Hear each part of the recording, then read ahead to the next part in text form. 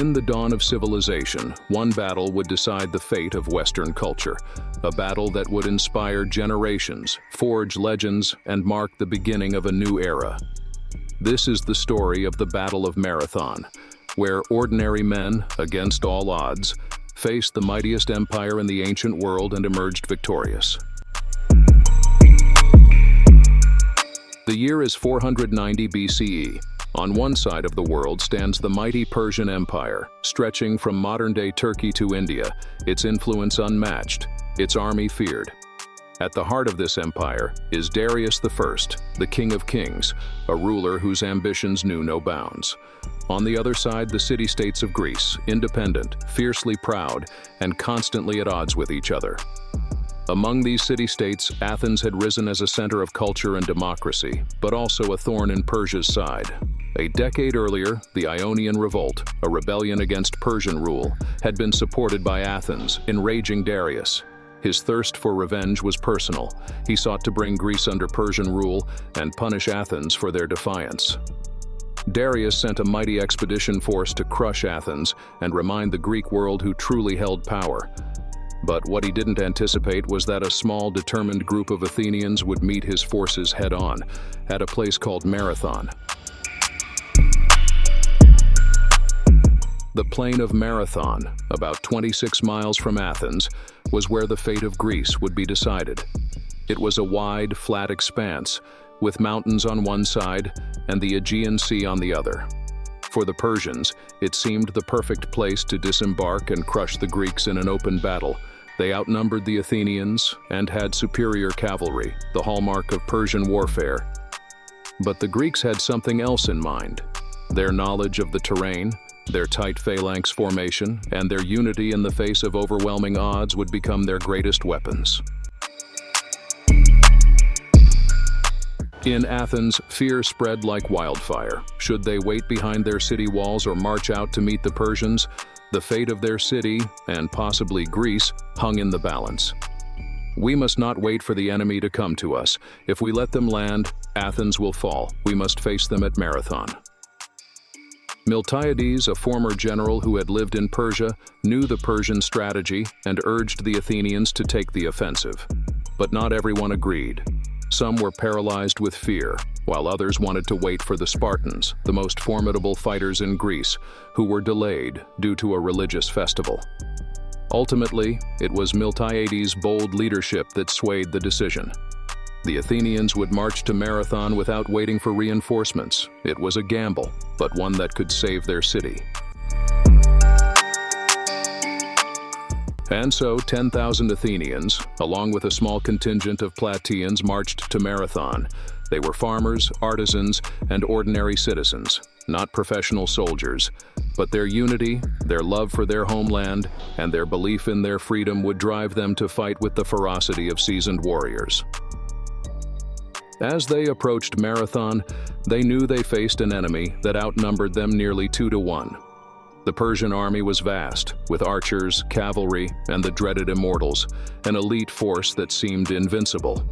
But the Athenians had one advantage: their phalanx formation. The phalanx was a dense, disciplined formation, where each man protected the other with his shield.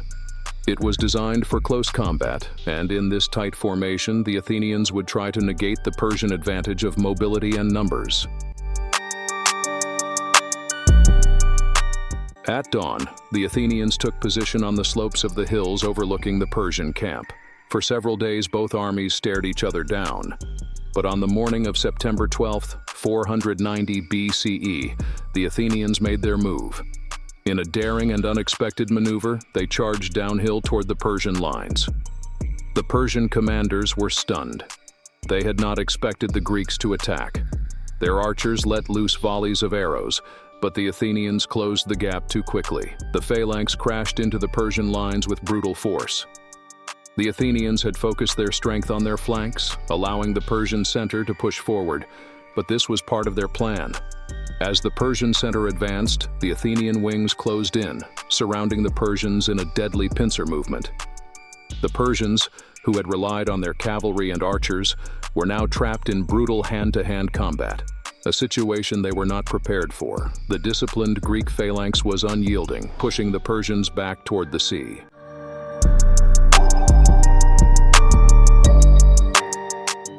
Within hours, the tide of battle had turned. The once mighty Persian army, the scourge of the ancient world, was in full retreat.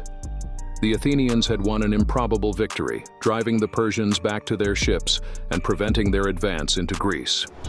In the aftermath, nearly 6,400 Persians lay dead, while the Athenians had lost only 192 men.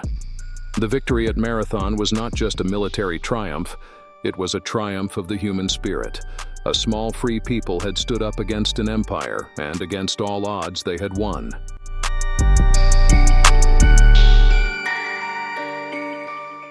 The victory at Marathon was so crucial that the Athenians needed to get word back to their city as soon as possible.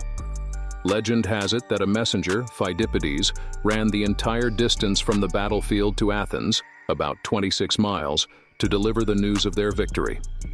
"Rejoice, we have won." Phidippides' run inspired the modern marathon race, a testament to the endurance and spirit of the ancient Greeks.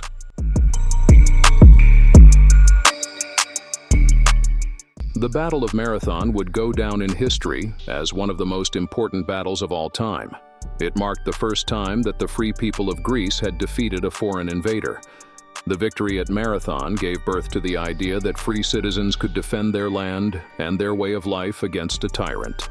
This idea would echo through the centuries and become the foundation of Western civilization.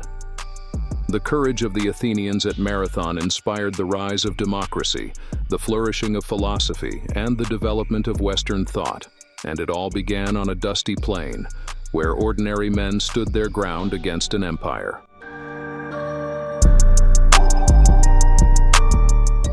The Battle of Marathon teaches us that even in the face of overwhelming odds, courage, strategy, and unity can turn the tide of history.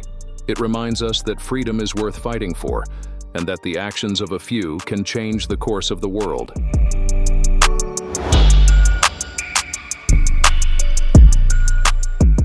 The Battle of Marathon was more than just a military victory.